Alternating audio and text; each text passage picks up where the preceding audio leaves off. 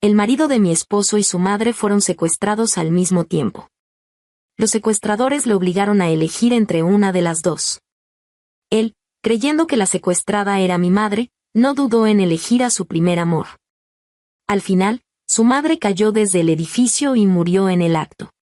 Después, me abrazó y me dijo, Martina, lo siento. Sé que estás destrozada por la muerte de tu madre, pero María es tan joven, no podía creerlo. Lucas, era tu propia madre, ¿cómo puedes vivir con eso en tu conciencia?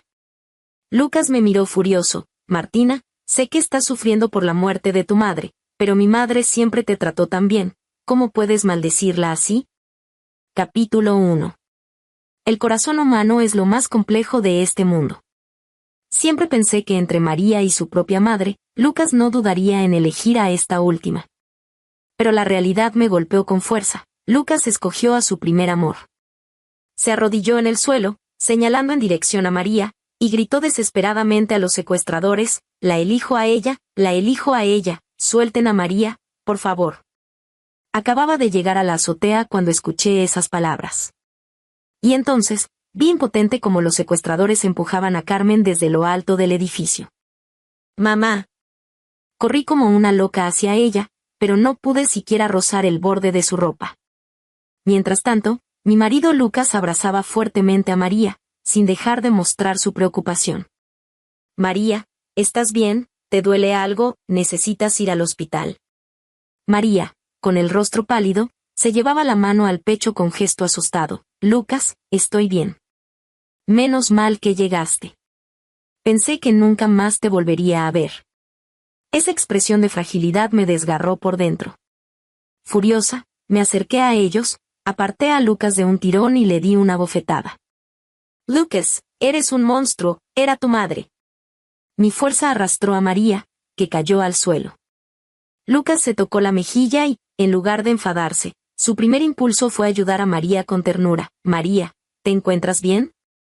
Al ver su preocupación, la rabia me consumía aún más. Volví a agarrar a María y le di otra bofetada que la hizo caer al suelo. Ella se cubrió la cara, llorando desconsoladamente, sin parar de gemir, Lucas, Lucas. Por fin Lucas me miró con furia. Martina, ¿te has vuelto loca? Tu madre ha muerto, ese era su destino. ¿Cómo puedes desquitarte con María, que es inocente? Me temblaba todo el cuerpo de rabia, casi no podía respirar. ¿Así que él creía que la otra persona secuestrada era mi madre? ¿Pensaba que quien había muerto era mi madre? Esa misma madre que durante 7 años aprendió a preparar caldos nutritivos para cuidar su estómago delicado. Para él, frente a María, mi madre no valía nada.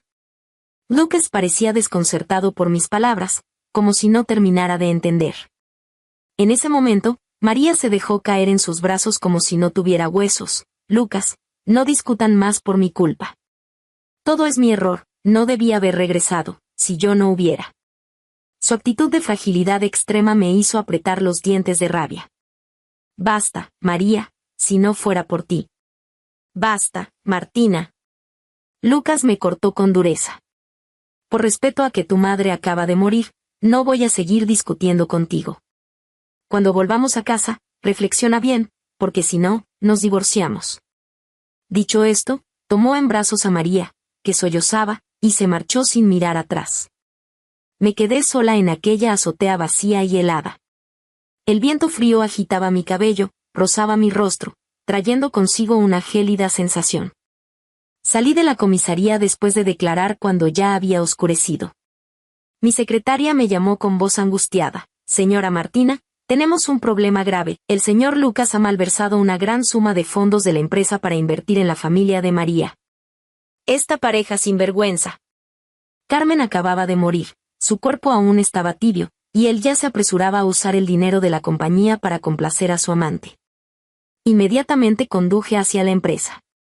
Carmen Corporation era el trabajo de toda la vida de Carmen. Hace apenas unos días, Carmen me tomó de la mano y me dijo que María había regresado sin duda para pedirle a Lucas que ayudara a salvar a su familia de la crisis económica. Hace 7 años, cuando Carmen Corporation estaba al borde de la quiebra, María, que entonces era la prometida de Lucas, inmediatamente se desligó de nosotros y huyó al extranjero. Incluso nos acusó falsamente, diciendo que Carmen no tenía vergüenza y quería arrastrar a su María al abismo con nosotros. Durante estos 7 años, María desapareció del mapa, hasta que recientemente, cuando su familia entró en crisis económica, regresó de repente. Para evitar que Lucas cometiera una estupidez, Carmen ya había tomado precauciones. Me dijo que transferiría la mitad de sus acciones a mi nombre, convirtiéndome en la accionista mayoritaria de Carmen Corporation. Así, incluso si algún día yo no estoy y ustedes no pueden seguir juntos, él no podrá afectar los cimientos de Carmen Corporation. Sin embargo, el acuerdo de transferencia de acciones no llegó a firmarse antes de que Carmen, conteniendo el dolor desgarrador en mi pecho, irrumpí en la empresa. La luz de la oficina del director financiero aún estaba encendida. Abrí la puerta de una patada y arrojé el comprobante de transferencia sobre su escritorio. Inmediatamente recupera ese dinero, si no, te denuncio por malversación de fondos.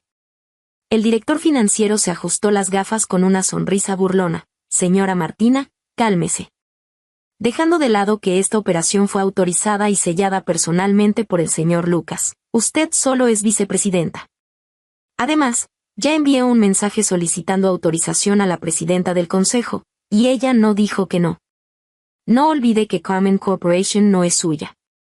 Me temblaba todo el cuerpo de rabia. Qué rápido se voltean las tornas.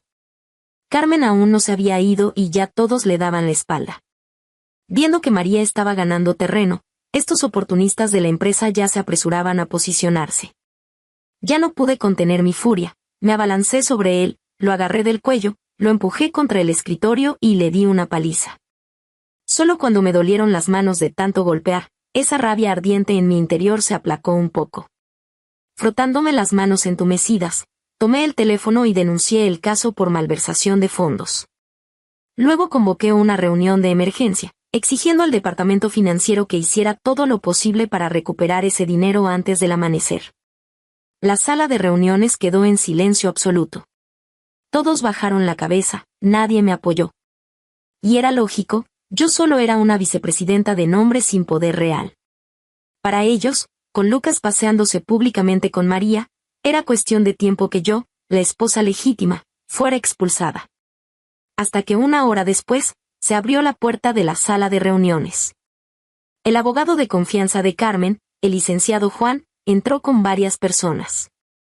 Desplegó un documento. De acuerdo con la última resolución del Consejo de Administración y la carta de autorización firmada por la presidenta Carmen en vida, a partir de este momento, la señora Martina asumirá temporalmente el cargo de presidenta del Consejo, con plena autoridad para manejar todos los asuntos de la empresa.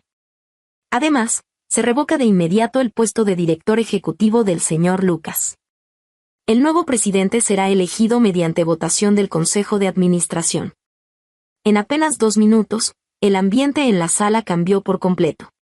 Las mismas personas que hace un momento estaban inertes, ahora tomaban mi propuesta y salían apresuradamente, compitiendo por ejecutarla. Capítulo 2. Me froté las sienes hinchadas por el cansancio. Por ahora, no podía decirles que Carmen ya no estaba. Una vez que esta noticia saliera a la luz, no solo afectaría a las acciones del Grupo Carmen, sino que también atraería a esos enemigos que acechaban como lobos. Carmen fue tan buena conmigo, debo proteger todo esto por ella. En realidad, siempre supe que este día llegaría. Carmen era una mujer de mente aguda. El día que María regresó, ella ya había presentido la tormenta que se avecinaba. Por eso, en cuanto Carmen cayó del edificio, contacté de inmediato al abogado Juan. El abogado Juan era la persona de mayor confianza de Carmen. Solo tenía ojos para ella y nunca respetó a Lucas. Como él mismo decía, quien me paga es Carmen, no Lucas. Carmen ya le había pedido que redactara un contrato de transferencia de acciones y le había confiado sus preocupaciones. Así que le pedí que contactara de inmediato a todos los accionistas para informarles de los deseos de Carmen en vida, y analizó los enormes riesgos que enfrentaría el Grupo Carmen si Lucas seguía dirigiendo la empresa. Los accionistas eran veteranos que habían construido el imperio junto a Carmen, naturalmente entendían las implicaciones. Con la resolución de la junta directiva, logré estabilizar temporalmente la situación. A la madrugada, los asuntos de la empresa finalmente quedaron resueltos. Conduje hasta el hospital para encargarme de los últimos asuntos de Carmen. Le pedí a mi secretaria que encontrara a Lucas a cualquier precio. Era el único hijo de Carmen, sin importar que, debía venir a verla por última vez. Cuando Carmen cayó del edificio, él estaba acompañando a María, permitiendo que los secuestradores escaparan. Mientras yo declaraba en la comisaría, él estaba ocupado desviando fondos de la empresa para ayudar a María. Mientras yo estabilizaba la situación de la compañía, él desapareció sin rastro junto a María. Este desgraciado, debía arrastrarlo ante Carmen para que se arrodillara y se arrepintiera. No esperaba que, apenas llegara a la puerta del depósito de cadáveres del hospital, viera a Lucas y María de pie allí, como si me estuvieran esperando a propósito. Pensé que finalmente había recobrado la conciencia y venía a encargarse del funeral. Pero apenas abrió la boca, destrozó completamente mi última esperanza. Me preguntó con impaciencia: Martina, ese es el dinero de mi familia, ¿con qué derecho me impides usarlo? Lo miré incrédula. ¿Entonces viniste aquí no para ocuparte del funeral de tu madre, sino por dinero? Lucas se sintió un poco incómodo, su mirada comenzó a esquivarme. Al ver esto, María tiró suavemente de su ropa y lo miró con esos ojos llorosos. Lucas inmediatamente enderezó la espalda de nuevo. ¿Y qué si es así? Martina, llevamos casados 7 años, deberías saber que siempre he amado a María. Si no fuera porque ella enfermó y tuvo que irse al extranjero para tratarse, ¿cuándo te habría tocado casarte conmigo? Por supuesto, ni María ni yo somos desagradecidos. Si ahora sacas el dinero para ayudar a la familia de María a superar esta crisis, haré que María se vaya al extranjero, y nosotros 3 seguiremos viviendo como antes. ¿Nosotros 3? Su discurso desvergonzado me hizo reír. Lucas, tú y María son tal para cual. Igual de despiadados, igual de desvergonzados. Gente tan despreciable como ustedes merece ser fulminada por un rayo. Lucas se puso rojo de ira por mis palabras, sin poder articular respuesta. María, en cambio, comenzó a llorar. Martina, no le hables así a Lucas. Él y yo crecimos juntos, 30 años de sentimientos. Los secuestradores lo obligaron a elegir. Cualquiera habría elegido a la persona con quien ha pasado más tiempo. No es culpa de mi hermano, es naturaleza humana. Levanté la mano y le di otra bofetada. Tú misma dices que hasta un perro sabría elegir a quien conoce desde hace más tiempo. Entonces, ¿por qué Lucas te eligió a ti y no a su madre? Lucas quedó completamente atónito. Estaba a punto de seguir con mi sarcasmo cuando María, cubriéndose el rostro, lloró aún más fuerte. Hermana, sé que estás muy triste porque tu madre falleció, te entiendo. Pero ¿cómo puedes maldecir a la tía? En vida, ella siempre te trató como a una hija, incluso mejor que a Lucas. Sus palabras fueron como una llave que encendió instantáneamente la ira de Lucas. Martina, ¿cómo puedes ser tan malvada? Antes de irse de viaje, mi madre me llamó especialmente para pedirme que no te descuidaras solo porque María había regresado. Miré a este hombre estúpido frente a mí, incluso sentí que enfadarme era innecesario. Señalé fríamente la puerta del depósito de cadáveres.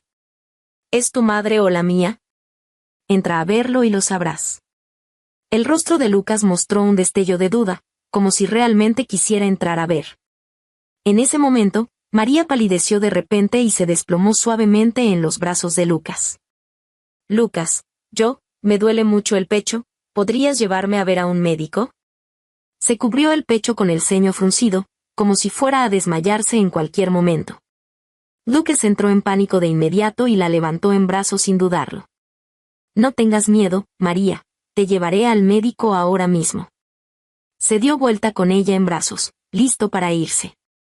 Miré su espalda, el dolor en mi corazón me ahogaba. Este era el hombre que compartió mi cama durante 7 años. Hablé fríamente, advirtiéndole por última vez.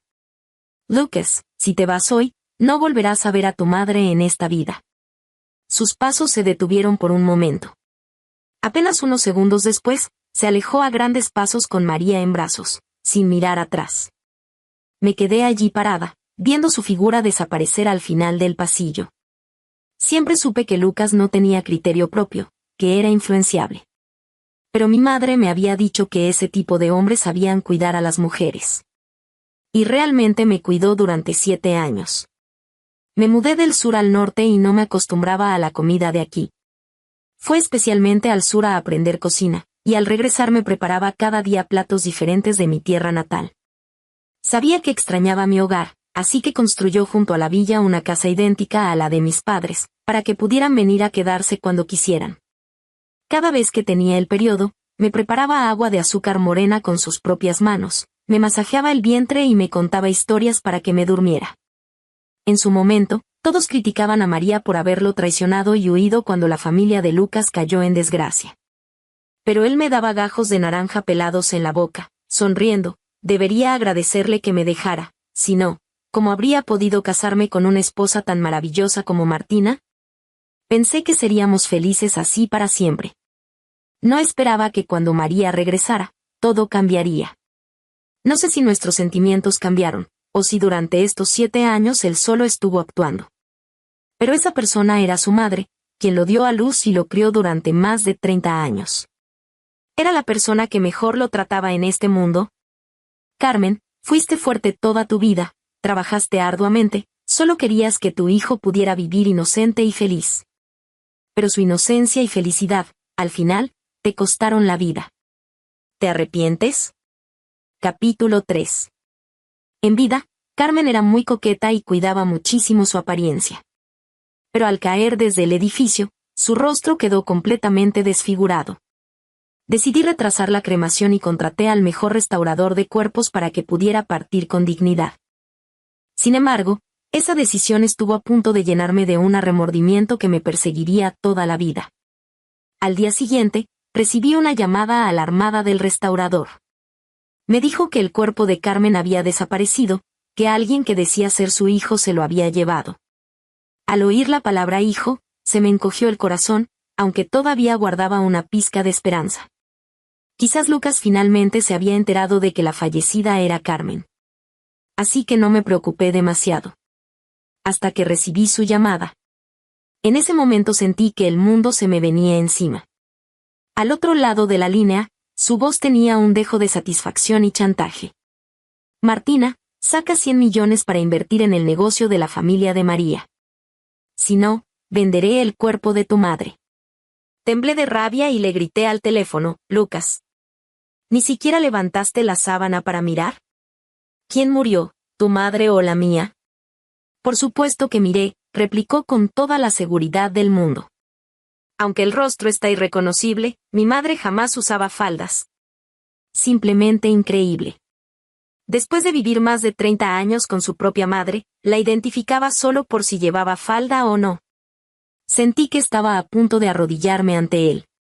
Respiré hondo, tratando de controlar mis emociones. Dile a María que venga a verme. Le haré la inversión de inmediato. No metas a María en esto, ella es inocente. Todo esto fue decisión mía. ¿Ves? Hasta él tiene momentos de lucidez. Sabía perfectamente que si yo buscaba a María, no sería para nada bueno. Siguió parloteando al teléfono. Martina, sé que estás devastada por la muerte de tu madre. Pero María todavía es joven, tiene toda la vida por delante. Mamá ya estaba mayor, siempre con achaques, vivir era un sufrimiento para ella. Apreté el móvil con tanta fuerza que mis uñas casi se me clavaban en la palma. Lucas, escúchame bien. La que cayó del edificio fue tu madre. Tu propia madre. Martina, a estas alturas todavía intentas engañarme. Nunca pensé que fueras ese tipo de persona. Lucas, no toques el cuerpo de mamá. Te lo prometo, nos divorciamos. Así podrás estar con María abiertamente. Martina, no lo entiendes. No quiero el divorcio. Solo espero que me comprendas, que seas una esposa generosa. María me salvó la vida cuando éramos niños, no puedo dejarla sin hogar. Mientras se recreaba en su propio delirio, el técnico a mi lado me hizo una señal de OK. Exacto, prolongué adrede esa conversación absurda para rastrear su ubicación. Ese idiota. Hace tiempo que dejé de tener esperanzas en él. Según la localización, fui directamente con mis guardaespaldas a la casa de María. pero cuando derribamos la puerta, solo encontramos el móvil de Lucas sobre la mesa de centro de la sala. La madre de María, con las manos en las caderas, empezó a insultarme. No tenía tiempo para discutir con ella, así que ordené a mis guardaespaldas que destrozaran la casa de arriba a abajo. Jarrones antiguos, bolsos de marca, muebles de lujo, todo quedó hecho añicos. Emma se tiró al suelo llorando y gritando como una posesa. Me acerqué a ella y le arrojé un montón de documentos a la cara. Emma, hace 25 años tu hermana mayor se ahogó. Ni 6 meses después ya te habías casado con tu cuñado. ¿Creías que nadie lo sabía? Los llantos de Emma cesaron de golpe, su rostro se puso lívido. Me reí con frialdad, te lo advierto, si el cuerpo de Carmen sufre el más mínimo daño, lo que le pasó a tu hermana será tu futuro. Por favor, ¿de verdad creían que no sabía que todo este chantaje con el cuerpo había sido idea suya? Esta madre e hija son iguales de perversas en el fondo. Emma quedó aterrada, y pronto el cuerpo de Carmen fue devuelto. Pero la forma en que lo devolvieron volvió a traspasar todos mis límites. Lucas apareció arrodillado frente a mí con una urna funeraria, llorando a moco tendido. Martina, te he traído a mamá de vuelta. Por favor, ayuda a la familia de María, te lo suplico. Las sienes me palpitaban. No sabía si estrellar esa urna contra el suelo o directamente contra su estúpida cabeza. Conociendo la maldad de María y su madre, jamás devolverían el cuerpo fácilmente, odiaban a Carmen con toda su alma. Miré la urna y sentí como si me atravesaran con cuchillos. Pobre Carmen, toda una vida haciendo el bien, ¿cómo pudo acabar así? Y el culpable era nada menos que el hijo que ella misma había criado. Respiré profundo y llamé a mi madre, activando el altavoz. Al instante se oyó la voz cálida de mi madre, Martina. Antes de que mi madre terminara de hablar, Lucas se desplomó al suelo. Con la mirada perdida, murmuraba, no puede ser, eres tú, seguro que usaste una voz sintetizada para engañarme. Mi madre continuó, ¿cómo va todo con lo de Carmen? Iba a ir hace unos días, pero a tu padre le dio un ataque al corazón.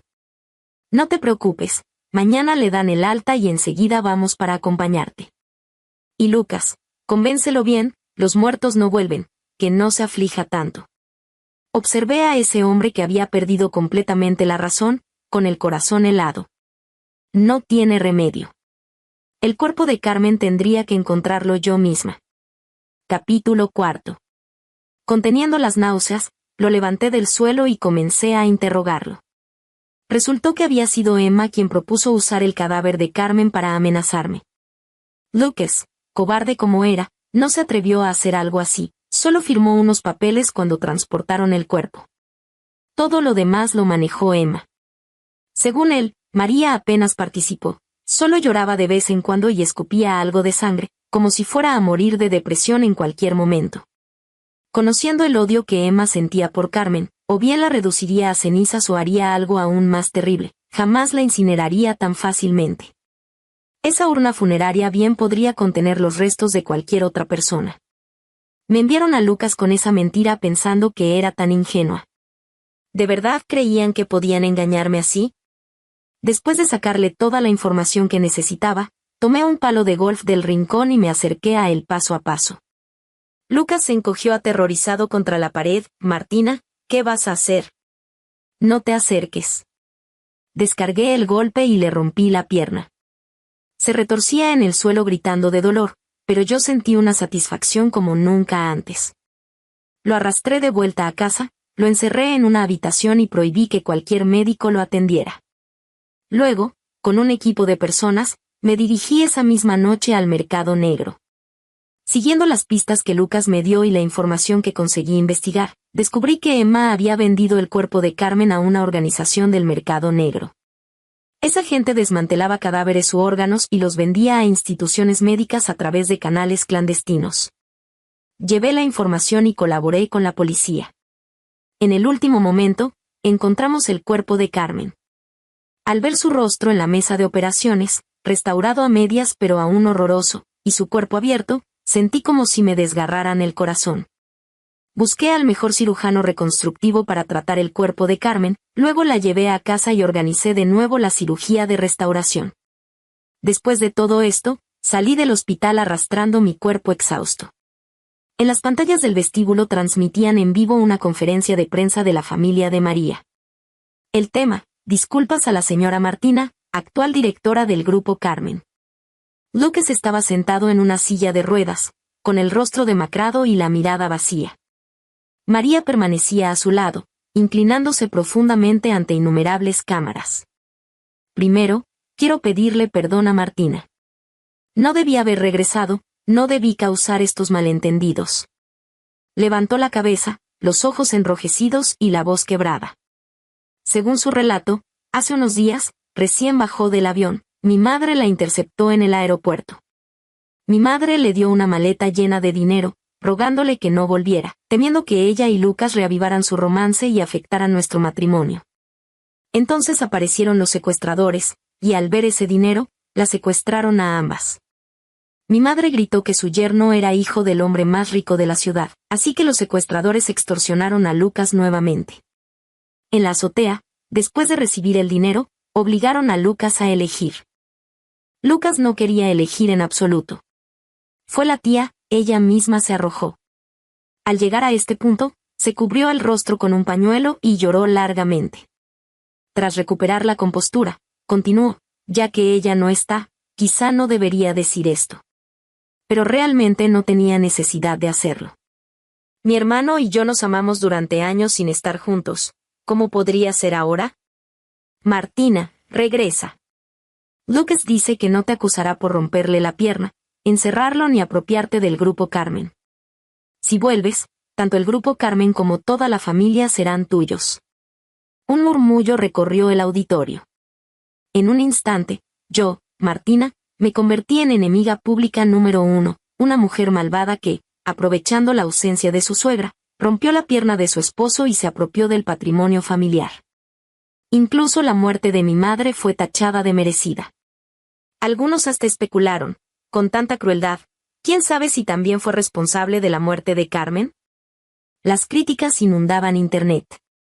Me quedé inmóvil frente a la pantalla, observando el rostro bañado en lágrimas de María, con una calma extraña.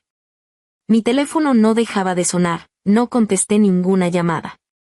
Por un momento, incluso llegué a dudar, al distorsionar la verdad con tanta desfachatez, ¿acaso era yo quien estaba equivocada? ¿Realmente era mi madre quien había muerto? Martina. Una voz cálida y familiar resonó. Levanté la vista y vi a papá y mamá abriéndose paso entre la multitud hacia mí. Mamá me abrazó: Martina, hija mía, cuánto has sufrido. El abrazo familiar y su aroma quebraron de repente mis nervios tensos. Recordé la noche antes de que Carmen cayera del edificio, así me abrazaba ella también, diciéndome con ternura: Martina, casarte con Lucas te ha hecho sufrir. Tan bondadosa, mejor conmigo que con su propio hijo, Carmen se había ido para siempre. Como una niña perdida, rompí a llorar en los brazos de mamá. Lloré largo rato, hasta sacar toda la pena y el dolor que llevaba dentro. Capítulo 5. Con el apoyo de mis padres, me recuperé y volví a levantarme. Tenía que vengar a Carmen. Antes, quería que Lucas supiera la verdad, que comprendiera que quien había muerto era su madre biológica. Pero ahora había cambiado de opinión. Quería que viviera lúcido y sufriendo, que la muerte le pareciera un alivio. Siempre sospeché que la muerte de Carmen había sido una trampa orquestada por María. La tarde del día en que cayó del edificio, Carmen me llamó. Me contó que María la había buscado y le había prometido que si la ayudaba a salvar a su familia de la crisis, se iría del país inmediatamente y jamás volvería a ver a Lucas. Carmen la rechazó de inmediato. Aún recordaba vívidamente cómo María la había traicionado años atrás. ¿Cómo podría ayudarla ahora? Carmen temblaba de rabia al teléfono. No sabes lo siniestra que fue la sonrisa de esa muchacha al final. Me dijo que no me arrepintiera. Por la noche volvió a llamarme para amenazarme, diciéndome que lo pensara bien. Dios mío, ¿cómo pudo convertirse en alguien tan despreciable una niña que de pequeña parecía tan dulce? ¿Con esos trucos baratos pretende intimidarme? Carmen era cautelosa y solía grabar llamadas importantes. Después encontré esa grabación en su teléfono y la guardé. Pero esa grabación por sí sola no bastaba para demostrar que María había planeado el secuestro y el asesinato. Necesitaba pruebas más directas. Preparé un plan doble. Por un lado, contraté al mejor detective privado por una suma considerable para vigilar a María y su madre las 24 horas.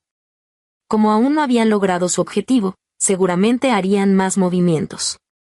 Por otro lado, contraté a gente para buscar a los secuestradores. Aunque todos llevaban máscaras, siempre he tenido buen olfato. Recordaba claramente que uno de ellos llevaba un perfume muy particular, JK número 9. Cada fragancia de JK es de edición limitada mundial, y del número 9 solo se vendieron 50 frascos. Encontrar a esa persona no sería difícil, solo requería tiempo. Una semana después, encontré un nombre familiar, Pablo. El padre biológico de Lucas, un hombre al que Carmen odió toda su vida y del que nunca nos habló. La investigación reveló que hace un mes, justo cuando la familia de María enfrentaba la crisis económica, Pablo se había reunido con María. Y el día del secuestro de Carmen, Pablo había tomado el primer vuelo de regreso al país. Inmediatamente entregué esta información a la policía. Con su ayuda, pronto obtuvimos los registros de llamadas entre Pablo y María dentro del país. En las conversaciones, María le prometía que una vez que se casara con Lucas, les permitiría reconciliarse como padre e hijo, y que el grupo Carmen sería suyo. Insistió repetidamente en que durante el secuestro no debían dejar que Carmen hiciera ningún ruido, que le pusieran una capucha negra pero dejando los ojos al descubierto, para que Carmen viera con sus propios ojos cómo su hijo la abandonaba antes de ser arrojada desde lo alto del edificio. Solo teníamos las grabaciones, sin evidencia directa de su conspiración, así que la policía aún no podía arrestarlos. Por eso acordé colaborar con ellos para hacer salir a la serpiente de su madriguera. Después de aquella rueda de prensa de María donde distorsionó la realidad, sufrí un acoso virtual sin precedentes. Pero no di explicaciones.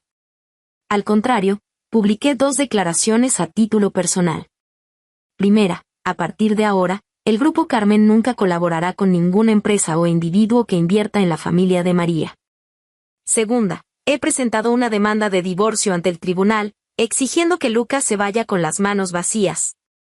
Tras las declaraciones, Internet explotó. ¿Esta mujer está loca? ¿Le roba las cosas a alguien y encima se jacta así? Son amor de infancia, tú que eres la tercera en discordia, vete a morir. Exigimos que se investigue si la señora Carmen fue asesinada por esta bruja. ¿Alguien tan desalmado, cómo no le cae un rayo? ¿Su madre murió por todas las maldades que hizo en su nombre? A veces pienso que la gente es muy extraña. No les importa la verdad sobre la caída del edificio, no les importa el dolor de los familiares del difunto, pero sí les importa el chisme de quién hace mejor pareja con quién. Sin embargo, al ver que la tensión en Internet crecía cada vez más, me sentía nerviosa pero también expectante. María quería casarse con Lucas para salvar a su familia usando a Lucas. Pablo quería recuperar a su hijo y quedarse con la herencia de Carmen. Ahora mis 2 declaraciones hacían que sus objetivos parecieran inalcanzables. ¿Qué harían? ¿Renegociar o actuar desesperadamente? Esperé pacientemente hasta el día de la audiencia de divorcio. Ese día, la sala del tribunal estaba abarrotada de periodistas y curiosos. Normalmente los casos de divorcio no pueden transmitirse en vivo, pero tras múltiples solicitudes mías, el juez consultó a Lucas, quien para demostrar su magnanimidad ante el público, aceptó de buen grado. Así, con la aprobación del tribunal, nuestro caso de divorcio sería transmitido en vivo por toda la red. Antes de la audiencia, Lucas me dio un ultimátum con el rostro frío. Martina, te doy una última oportunidad. Arrodíllate ahora y discúlpate con María, saca 100 millones para ayudarla, y podré perdonarte. Sin mostrar emoción, señalé su silla de acusado, tú eres el demandado. ¿Lo entiendes? Tú. Se puso pálido de la rabia. María inmediatamente lo detuvo, diciendo con voz dulce, Lucas, no te enfades. Luego se volvió hacia mí, con expresión de fingida bondad, hermana Martina, no actúes impulsivamente. Si realmente se divorcian, ¿cómo vas a dirigir el grupo Carmen siendo una extraña? No tienes ni el nombre ni la legitimidad. Muchos en la galería la apoyaron, elogiando su bondad y generosidad. A ese tipo de persona ni siquiera me dignaba a mirarla. Me sacudí la ropa sucia, manchada por la leche y los huevos que la gente me había arrojado esa mañana, y me dirigí directamente al estrado de la parte demandante. Capítulo 6. El juez, al verme toda despeinada y sucia, me preguntó amablemente si necesitaba arreglarme un poco primero. Miré hacia el guardaespaldas en la tribuna de espectadores, quien asintió casi imperceptiblemente. Sonreí y dije, no es necesario, señoría. Quiero mantener esta ropa sucia para revelar el comportamiento aún más sucio de ciertas personas. Quiero que todos los que me acosaron en Internet vean con sus propios ojos que es realmente la justicia que creían defender. La gente se burló y comenzaron los insultos. Hasta que el juez golpeó el mazo y preguntó, demandante, ¿cuál es la razón principal por la que solicita el divorcio? Respondí con voz clara y firme, el demandado, sin escrúpulos ni humanidad, asesinó a su propia madre con sus propias manos y luego se coludió con el asesino para traficar con su cadáver. En un instante, toda la sala quedó en completo silencio. Incluso el experimentado juez se quedó atónito. Lucas fue el primero en reaccionar, saltando de su asiento. Martina, estás mintiendo. La que murió fue tu madre. Los secuestradores llamaron diciendo que habían secuestrado a mi ser más querido y a mi suegra. La sala estalló en conmoción. El juez golpeó el mazo con fuerza. Silencio. Silencio. Sin prestar atención a sus gritos, presenté tranquilamente 3 pruebas en video al tribunal. El primer video era de las cámaras de seguridad de la azotea el día que Carmen cayó, registrando claramente cómo Lucas se arrodilló suplicando, eligió a María, y cómo los secuestradores empujaron a Carmen desde el edificio. El segundo video mostraba la escena cuando la policía desmanteló el mercado negro de órganos, con Carmen destripada. El tercer video mostraba a Carmen después de la reconstrucción facial, descansando pacíficamente en la morgue esperando la cremación. Cuando terminaron los 3 videos, Lucas se desplomó, deslizándose de la silla al suelo. Con los ojos vacíos, murmuraba, imposible, no es cierto, no era mi mamá, la que murió no era mi mamá. Al verlo así, sentí una oleada de tristeza. Por mí misma, por mi madre, y por su madre. Sin darle ningún respiro, solicité inmediatamente que comparecieran los testigos. Cuando mi madre apareció del brazo de mi padre, con su documento de identidad en mano, toda la sala quedó nuevamente impactada. Observé los ojos de Lucas enrojecerse gradualmente, llenándose de sangre, mientras su mente comenzaba a colapsar. Sonreí y le dije en voz baja, lo suficientemente bajo para que solo nosotros 2 pudiéramos oír, Lucas, esto apenas comienza. Quería que experimentara en carne propia lo que significa tener el corazón desgarrado. Delante de todos, presenté varias grabaciones de llamadas telefónicas. Incluían grabaciones de María amenazando a Carmen, así como sus conversaciones con Pablo. En la primera grabación, María estaba amenazando a Carmen. La segunda era del día que Pablo regresó al país, una conversación donde conspiraban, registrando claramente cómo María le instruyó que hiciera que Carmen viera con sus propios ojos cómo su hijo la abandonaba. La tercera era de esta mañana, antes de la audiencia, donde Pablo amenazaba a María exigiendo 3 millones inmediatamente como dinero de silencio, o de lo contrario iría a la policía a denunciarla como la verdadera instigadora. María, por su parte, insistía en que había sido Pablo quien empujó a la víctima. En la llamada, ambos se acusaban mutuamente, discutiendo sin parar, cada uno relatando cómo yo los había acorralado. Después de calmarse, sorprendentemente llegaron a un nuevo acuerdo, unirse para atacarme. Cuando terminaron las grabaciones, declaré al juez, Pablo, de camino al tribunal, intentó sabotear el sistema de frenos de mi auto y ya ha sido arrestado infraganti por la policía. En cuanto a María, en ese momento estaba siendo estrangulada por un Lucas completamente enloquecido. ¿Por qué? ¿Por qué le hiciste daño a mi mamá? Fui tan bueno contigo, mi mamá te trató como a una verdadera nuera, tú fuiste quien quiso irse. ¿Por qué? Los oficiales tuvieron que hacer un gran esfuerzo para separarlos. María se desplomó en el suelo, tosiendo violentamente, cubriendo las marcas rojas evidentes en su cuello, llorando con agravio. Me señaló, usando sus últimas fuerzas para gritar, no es cierto, no es así. Lucas, es ella, todo es culpa de ella. Esa zorra lo inventó todo. Lucas, no le creas. Pero Lucas, como si no la oyera, comenzó a reír mientras lloraba. Qué tonto he sido, realmente, qué tonto. Reía y lloraba al mismo tiempo, como si hubiera enloquecido completamente. A mi mamá le gustaba el cabello ondulado permanente, mi suegra siempre lo tuvo liso. Mi mamá tenía un lunar en la frente, mi suegra no.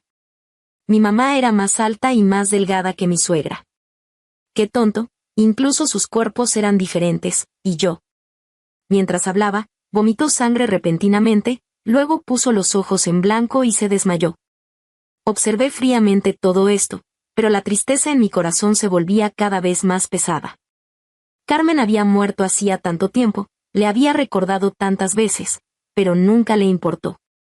No es que no me creyera, simplemente nunca le dio importancia al asunto. Carmen, ¿lo ves? La persona que él ama, siempre ha sido únicamente él mismo. Capítulo 7. Aunque Lucas se desmayó en plena audiencia, insistía en que el juez completara todo el proceso judicial. Este divorcio era innegociable. Al finalizar la vista, permanecí frente a innumerables cámaras con aquella ropa manchada y solo pronuncié una frase. La verdad puede llegar tarde, pero nunca faltará a la cita. Entre la multitud, una chica de aspecto dulce se abrió paso hasta mí y me pidió disculpas con el rostro lleno de culpa. Era la misma que por la mañana me había arrojado leche. Lo siento, no sabía que la verdad era así, no debí. La miré con frialdad e interrumpí sus palabras. ¿Acaso te crees jueza? ¡Oh Dios! Su rostro palideció al instante. Le lancé una mirada cargada de sarcasmo. Jamás perdonaré a alguien que se atreve a juzgar la vida ajena con un conocimiento tan superficial. Dicho esto, me di la vuelta y me marché escoltada por guardaespaldas. En poco tiempo, el escándalo de hace 25 años salió a la luz en Internet. Emma había asesinado a su propia hermana para casarse con su cuñado. El escándalo fue monumental. La familia de María quedó completamente destruida. Las sentencias de los diversos cargos fueron llegando una tras otra. Pablo, por múltiples delitos de secuestro, instigación al asesinato e intento de homicidio, fue condenado a pena de muerte con suspensión de 2 años. María, por secuestro, instigación a homicidio intencional, robo y tráfico de cadáveres, fue condenada a 25 años de prisión y privación de derechos políticos de por vida. Emma, por instigación al asesinato, robo, tráfico de cadáveres y el homicidio de hace más de 20 años, recibió cadena perpetua. Y Lucas, por robo y tráfico de cadáveres, fue sentenciado a 3 años de cárcel. Desde prisión, Lucas solicitó verme en múltiples ocasiones. Rechacé todas sus peticiones. De pie frente a la lápida de Carmen, acaricié suavemente su rostro sonriente en la fotografía. Mamá, en esta vida no quiero volver a verlo jamás. No me culparás por ello, ¿verdad? Una brisa pasó rozando los crisantemos blancos frente a la tumba. Me pareció ver a Carmen sonriéndome mientras decía, no te culpo, hija. Gracias, Martina. Si te gustó esta historia, por favor haz clic en suscribir a mi canal. Bienvenidos a nuestro canal de audiohistorias. Suscríbete y deja tu like para no perderte ninguna historia. Que disfrutes la historia. Hannah estaba sentada a la mesa en la acogedora, pero ahora tan extrañamente vacía, cocina. A través de las cortinas se filtraban suaves rayos de sol que iluminaban el papel tapiz descolorido y las esquinas desgastadas de la mesa donde ella y su hija, Chloe, tan a menudo tomaban el té mientras platicaban de todo. En sus manos, Hannah apretaba el teléfono, pegándoselo a la oreja como si eso pudiera acortar la distancia entre ella y su hija. La voz de Chloe, sonora y llena de vida, fluía desde el auricular, llenando la cocina con una calidez que tanta falta hacía. Mamá, no lo vas a creer. El papel tapiz de la sala es simplemente un desastre, reía Chloe. Y Hannah podía imaginar a su hija poniendo los ojos en blanco, de pie en medio de su nueva casa. Se está despegando por las esquinas, como si se estuviera burlando de mí a propósito. Y Alex, bueno, es un héroe, claro, pero con el pegamento es un completo desastre. Ayer se pasó toda la tarde quejándose. Hannah sonrió, pero la sonrisa se desvaneció rápidamente, reemplazada por una punzante nostalgia. Se imaginó a Chloe en su nueva casa, con el pelo revuelto, vistiendo una camiseta vieja manchada de pintura, y a Alex, cegaramente tratando de ocultar su irritación detrás de su habitual sonrisa bonachona. Esa imagen era tan viva, tan cercana y, al mismo tiempo, infinitamente lejana. Hacía 6 meses que Chloe se había mudado, yéndose con su esposo a otra ciudad. Y desde entonces, la casa de Hannah parecía haber perdido sus colores. Sin la risa sonora de su hija, sin su costumbre de tararear en voz baja, sin sus pasos apresurados sobre las crujientes tablas del suelo, la casa se sentía ajena, fría, casi sin vida. Hannah desvió la mirada hacia una taza vacía que estaba sobre la mesa. Era la taza favorita de Chloe, blanca con un ridículo dibujo de un gato con gafas, que su hija había traído de algún viaje. Mamá, es mi estilo, se reía cuando Hannah bromeaba sobre su elección. Ahora la taza permanecía intacta y Hannah no se atrevía a guardarla en el armario, como si eso pudiera borrar definitivamente la presencia de su hija en la casa. Pasó un dedo por el borde de la taza, sintiendo un nudo en la garganta. Llama más seguido, hija, dijo Hannah en voz baja, tratando de que no le temblara la voz. Los extraño tanto, a ti, a Alex, tu desorden, añadió con una leve sonrisa, intentando ocultar su melancolía. Oh, mamá, extrañas mis cosas tiradas por todas partes, respondió Chloe con un reproche juguetón. No te preocupes, ya te haré un buen desorden cuando vaya de visita. Te prometo que pronto nos daremos una escapada. Alex ya está soñando con tus pasteles. Los estaré esperando, respondió Hannah, y en su voz brilló una chispa de esperanza. Las palabras de Chloe, tan simples y cálidas, disiparon por un momento la soledad, envolviendo su corazón en una luz suave. Pero tan pronto como su hija se despidió y el teléfono enmudeció, el silencio volvió a caer sobre Hannah como un pesado manto. Dejó el teléfono y abrazó la taza con las manos, como si pudiera retener en ella el calor de la voz de Chloe. En su memoria surgieron momentos que ahora parecían lejanos, casi irreales. Como ella y su hija hacían panqueques, discutiendo cuánta azúcar poner en la masa. Como Chloe, todavía en la escuela, corría hacia ella con las rodillas raspadas, ocultando las lágrimas detrás de una valiente sonrisa. Como juntas eligieron un vestido para la graduación, riendo hasta las lágrimas por los diseños ridículos. Estos recuerdos eran a la vez dulces y dolorosos, porque acentuaban el vacío que había quedado tras la partida de su hija. Hannah se levantó y se acercó a la ventana, mirando el patio otoñal donde el viento arrastraba las hojas caídas. Alguna vez, ella y Chloe paseaban por allí, recogiendo castañas. Ahora el patio estaba vacío, al igual que su corazón. No solo extrañaba a su hija, sino también a esa versión de sí misma que se sentía necesitada, amada, insustituible. Chloe había comenzado una nueva vida, y Hannah se alegraba por ella, pero no podía deshacerse de la sensación de que su propia vida se había estancado, perdiendo su sentido. De repente, un timbre agudo en la puerta rompió el silencio. Se sobresaltó, dejó su té a medio beber y se arregló instintivamente el cabello, alisando los mechones rebeldes que se habían escapado de su moño desordenado. Seguro es Brenda, que viene a pedir sal otra vez, pensó, recordando cómo su vecina del primer piso solía aparecer con el salero vacío y un montón de historias sobre su gato. Hannah se levantó del sofá y caminó hacia la entrada. Al abrir la puerta, se quedó helada. En el umbral no estaba Brenda, sino un mensajero con una mirada cansada y un ramo de rosas rojas en las manos. Las flores eran espectaculares, brillantes, frescas, con pétalos aterciopelados de los que emanaba un aroma dulce, casi embriagador. Hannah se quedó desconcertada. Michael, su esposo, no era propenso a los gestos románticos. En 20 años de matrimonio, solo le había regalado flores en ocasiones especiales, como aniversarios o cumpleaños, y aún así, solía elegir modestos claveles o tulipanes. Un ramo tan exuberante de rosas parecía algo de otra vida, no de su realidad. Flores para usted. Adentro hay una nota, masculló el mensajero mientras le entregaba el ramo. Su voz sonaba indiferente, como si ya hubiera entregado 100 ramos iguales ese día y solo soñara con un descanso. Hannah aceptó las flores con vacilación, sintiendo como sus tallos fríos rozaban sus dedos.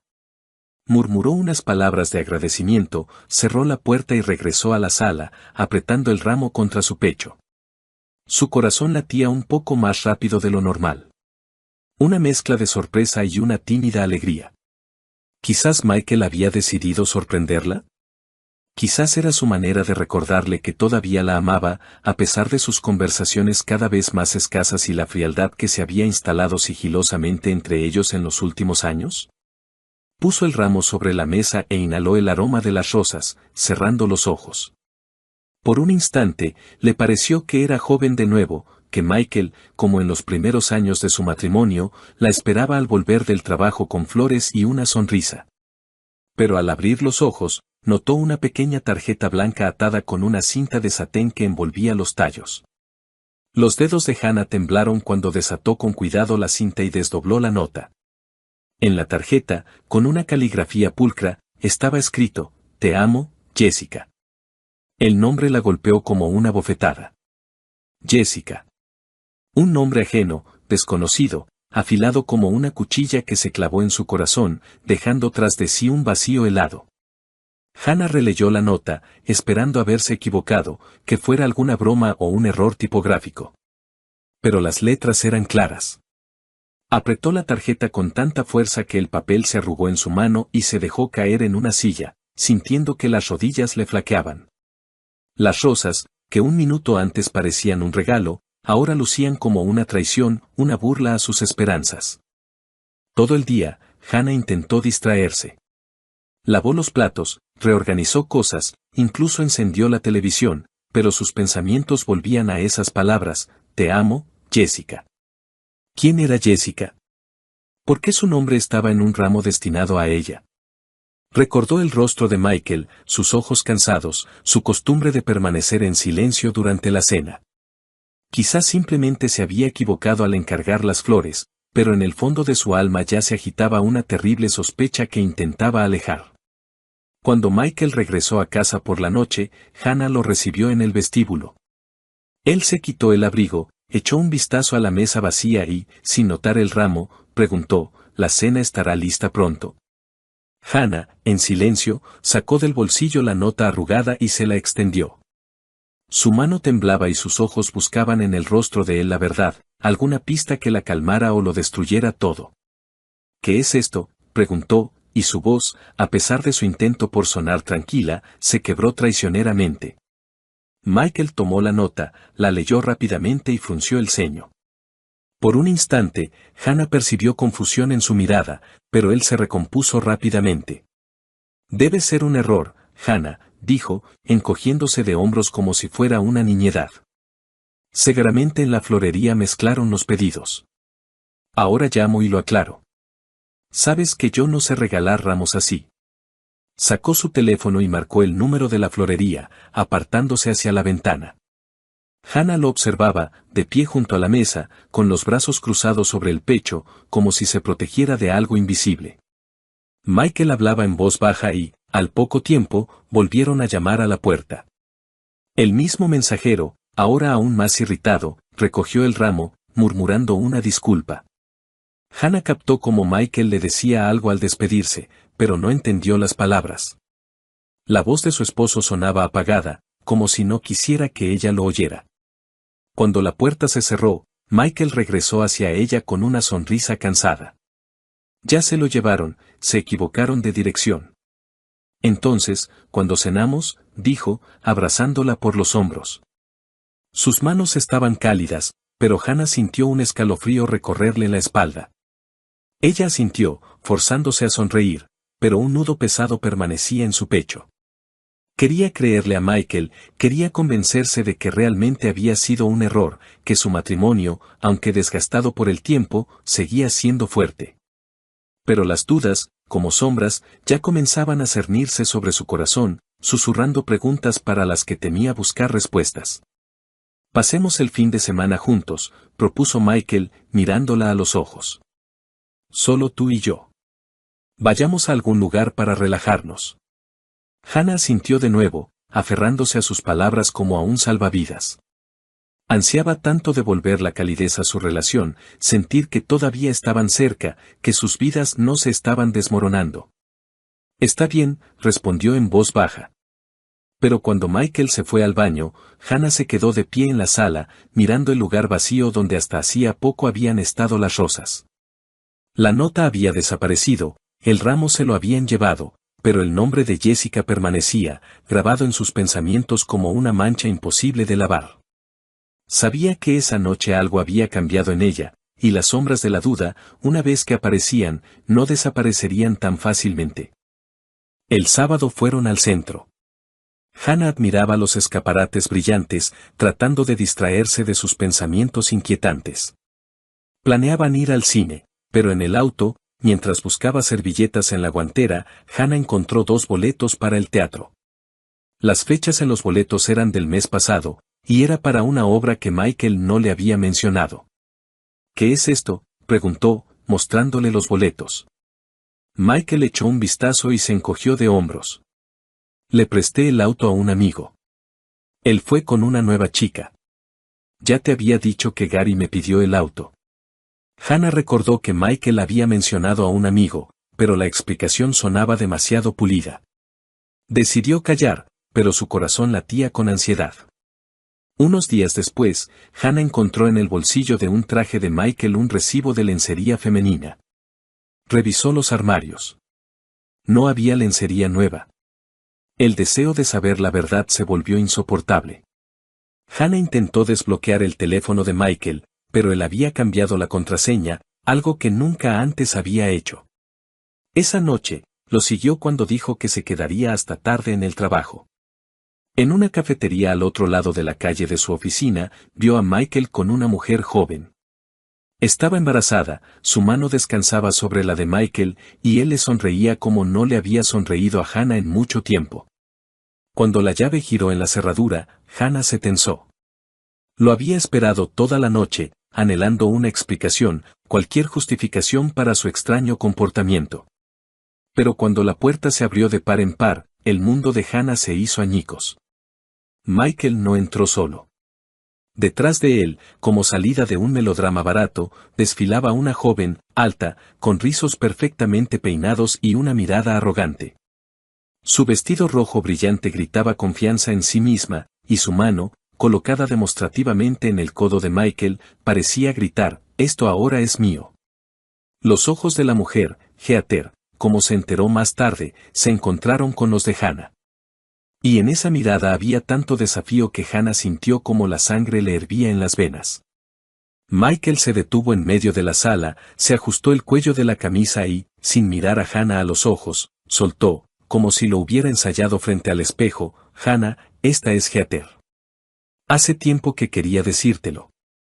Vamos a vivir juntos. Heather está embarazada de mí. Lo siento». Su voz era fría como un viento helado en enero, pero no se detuvo, decidido a rematarla, «Y tú, bueno, vete a la casa de campo. El aire fresco te sentará bien, podrás regar tus florecitas allí». Hannah se quedó paralizada, como si alguien hubiera silenciado el sonido en la habitación. Su mente se negaba a aceptar las palabras que acababa de pronunciar su esposo, el hombre con el que había compartido 20 años de vida, cama, sueños, una hipoteca, la casa de campo, las florecitas. ¿Hablaba en serio? Miró a Heather, que estaba de pie, con la espalda orgullosamente erguida y una ligera sonrisa de suficiencia, como si ya estuviera eligiendo las cortinas para ese departamento. Y en ese momento, algo dentro de Hannah se rompió.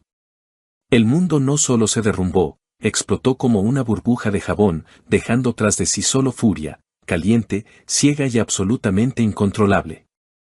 «Florecitas», gritó Hannah, saltando del sofá con tal brusquedad que la taza de té voló al suelo, haciéndose añicos con un estruendo. Sus ojos lanzaban relámpagos mientras sus manos ya buscaban un arma. Y la encontraron, un viejo trapeador de madera que acumulaba polvo en un rincón junto a la pared, como un fiel guardián de su hogar familiar. Hannah agarró el trapeador, apretándolo como si fuera la espada de la justicia, y con un grito de guerra digno de una valquiria, se abalanzó sobre Michael. «Largo de aquí, traidores», gritaba, blandiendo el trapeador con tal energía que silbaba en el aire como una hélice. Michael, que claramente no esperaba que su recatada esposa se convirtiera en una furia, retrocedió, tropezando con la mesa de centro. Heather, cuya confianza se había evaporado más rápido que la niebla matutina, soltó un chillido digno de una película de terror barata y retrocedió hacia la puerta, cubriéndose el vientre con las manos como si Hannah planeara un duelo de trapeadores. «Hannah, te has vuelto loca», gritó Michael, tratando de esquivar el trapeador que ya se cernía amenazadoramente sobre su cabeza. «Loca», rugió Hannah, lanzando una estocada que casi hizo caer a Michael al suelo. «Tú me hablas de la casa de campo, de las florecitas, y mientras tanto te revuelcas con esta mocosa». Heather emitió un chillido ofendido y corrió hacia la puerta, casi derribando el perchero en el vestíbulo. Michael, dándose cuenta de que la batalla estaba perdida, agarró a Heather del brazo y, como dos palomas asustadas, salieron volando del departamento, dejando tras de sí solo el sonido de una puerta cerrándose de golpe. Hannah, respirando con dificultad, arrojó el trapeador al suelo y cerró la puerta con un estruendo, girando la llave como si estuviera poniendo punto final a su matrimonio. Se apoyó de espaldas a la puerta y se deslizó lentamente hasta el suelo, sintiendo cómo la furia daba paso al dolor. Las lágrimas brotaron a raudales. En su cabeza, los recuerdos giraban como un torbellino.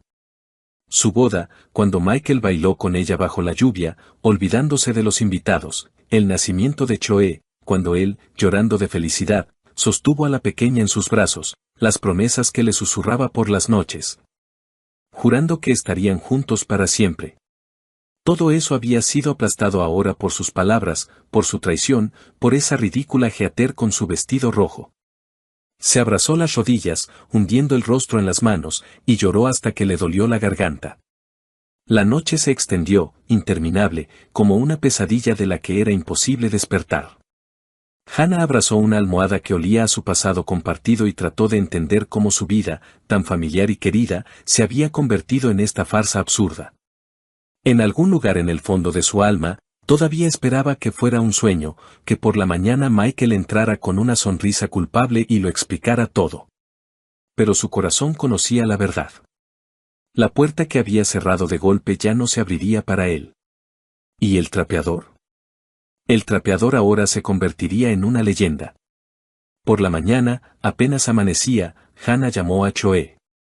Su voz temblaba mientras le contaba la traición de Michael.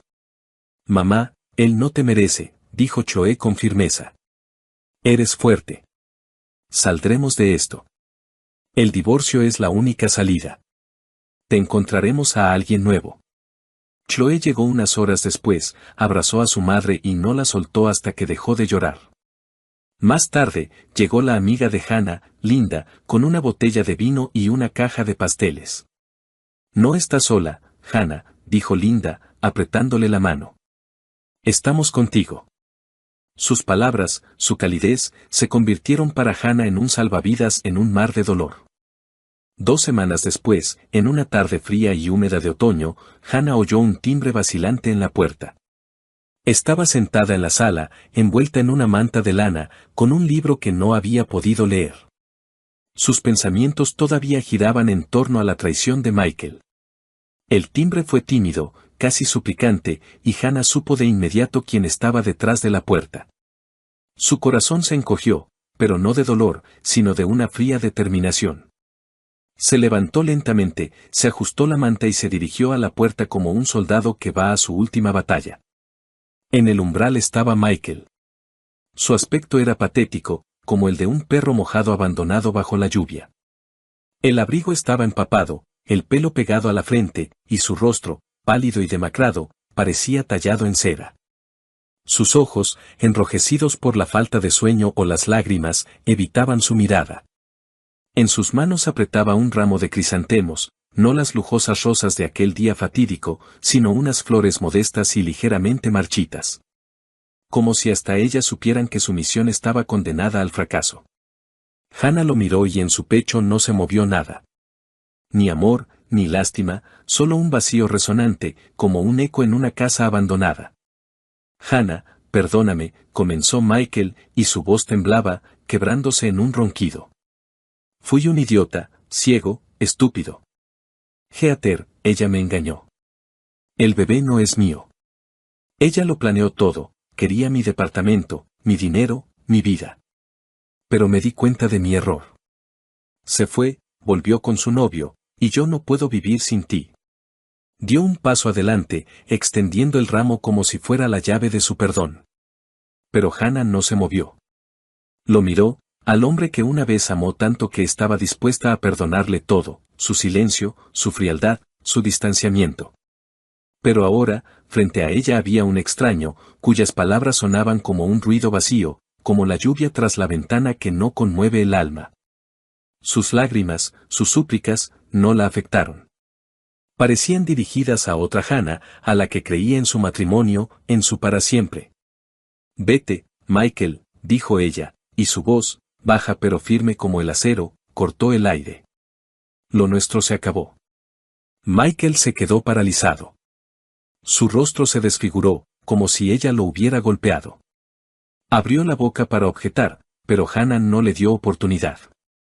Lenta pero decididamente, cerró la puerta, y el sonido del cerrojo al cerrarse resonó como el acorde final de su historia.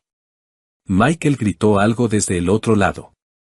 Su voz era apagada, suplicante, pero Hannah no escuchó.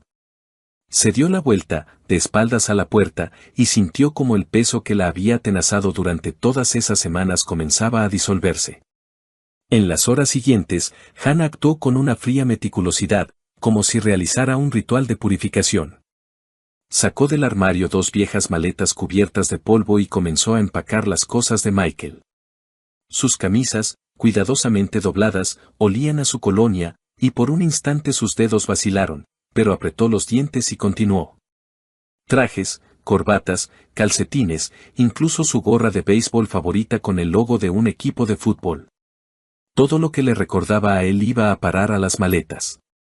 Trabajó en silencio, y solo el golpeteo de la lluvia contra la ventana rompía la quietud.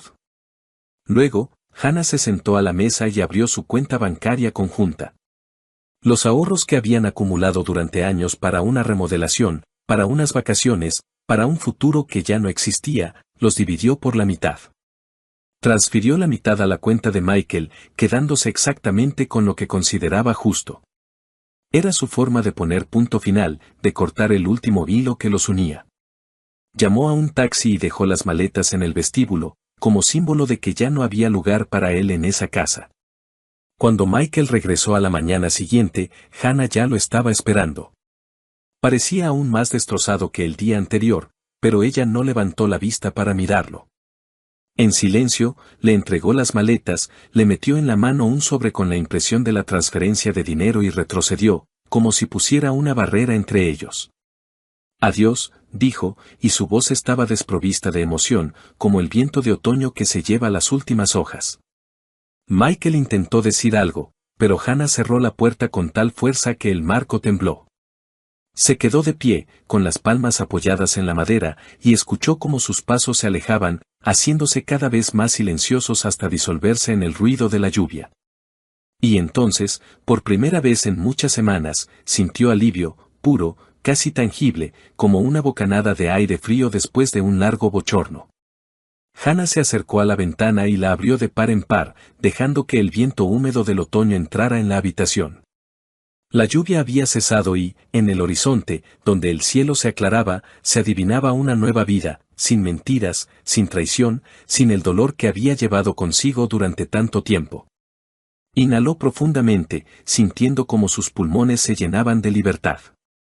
El camino por delante no sería fácil, lo sabía. Pero tenía a Choe, cuya risa sonora todavía resonaba en su corazón. Y a Linda, cuyo apoyo era como un ancla en la tormenta. Y lo más importante, se tenía a sí misma, su fuerza, su voluntad, su capacidad para levantarse después de las caídas. Hannah miró su reflejo en el cristal y, por primera vez en mucho tiempo, sonrió. La sonrisa era débil, pero genuina, como el primer rayo de sol después de una larga noche. Su corazón, aunque roto, todavía latía, y eso era suficiente para empezar de nuevo. Pasaron 3 meses. Hannah, inspirada por el apoyo de Choe y Linda, se decidió por un cambio. Aceptó la propuesta de su hija de mudarse a su ciudad, dejando atrás el viejo departamento con sus amargos recuerdos. Chloe, al ver cómo su madre revivía, le sugirió que aceptara un trabajo en su empresa, no por el dinero, sino para distraerse y sentirse útil. Así fue como Hannah conoció a Paul, el jefe de Chloe. Paul era un hombre con una sonrisa cálida y una voz tranquila, un viudo cuya vida también había estado marcada por la pérdida, pero no rota por ella. Sus primeros encuentros fueron casuales, un café en la oficina, conversaciones sobre libros, discusiones sobre proyectos de trabajo. Pero poco a poco, Hannah se dio cuenta de que esperaba esos encuentros, que su corazón, tanto tiempo atenazado por el dolor, comenzaba a descongelarse. Paul era atento pero no insistente, y su sinceridad hacía que Hannah se sintiera no solo como una mujer, sino como una persona cuya historia aún no había terminado. Un día, mientras Hannah y Paul paseaban por un parque nevado después del trabajo, él tomó su mano con delicadeza. Ella no se apartó, y en ese momento comprendió que estaba lista para abrir un nuevo capítulo. Su relación se desarrolló lenta pero naturalmente, como los arroyos de primavera que se abren paso a través del hielo. Chloe, al observar a su madre, resplandecía de felicidad, y Linda, cuando venía de visita, no se cansaba de bromear: Hannah, ahora eres como la heroína de una novela, de las cenizas al amor. Mientras tanto, Michael no se rendía. Un mes después de la ruptura, apareció de nuevo en el viejo departamento, pero solo encontró habitaciones vacías y nuevos inquilinos. Al enterarse por su hija de que Hannah se había mudado con Chloe, comenzó a escribirle largos mensajes llenos de arrepentimiento y promesas. Hannah, he cambiado. Me di cuenta de lo que perdí. Dame una oportunidad, le suplicaba en uno de los mensajes. Pero Hannah, al leer sus palabras, solo sentía cansancio. No respondía y pronto bloqueó su número, decidiendo que el pasado debía quedarse donde pertenece. Michael, enfrentado a su silencio, intentó llenar el vacío en su vida. Comenzó a buscar nuevas relaciones, prefiriendo a chicas jóvenes que, esperaba él, vieran en él no solo una billetera, sino a una persona. Frecuentaba cafés de moda, se registraba en sitios de citas, incluso cambió su guardarropa para parecer más joven. A veces le parecía encontrar sinceridad en los ojos de alguna compañera, pero la mayoría de las veces su interés se desvanecía tan pronto como quedaba claro que sus finanzas no eran tan grandes como esperaban. Michael no se lo admitía a sí mismo, pero en el fondo sabía que ninguno de esos encuentros podría reemplazar lo que había perdido al destruir a su familia. Hannah, en cambio, florecía. En la nueva ciudad, no solo encontró el amor, sino también a sí misma. Se inscribió en clases de cerámica, con las que había soñado en su juventud, y pasaba las tardes felizmente con Chloe y Alex, riendo de sus bromas. Paul se convirtió en parte de su vida y, un día, cuando le regaló un simple ramo de flores silvestres, Hannah sintió que su corazón se había liberado por completo de las sombras del pasado. De pie junto a la ventana en la casa de Chloe, mirando las calles nevadas, Hannah pensaba en lo lejos que había llegado desde aquella noche en que lloraba abrazada a una almohada. Michael, su traición, sus súplicas de perdón, todo eso se había convertido en un eco lejano. Ante ella había una nueva vida, llena de calidez, risas y oportunidades. Sonrió, apretando contra su pecho una taza de té caliente, y comprendió que su historia apenas comenzaba.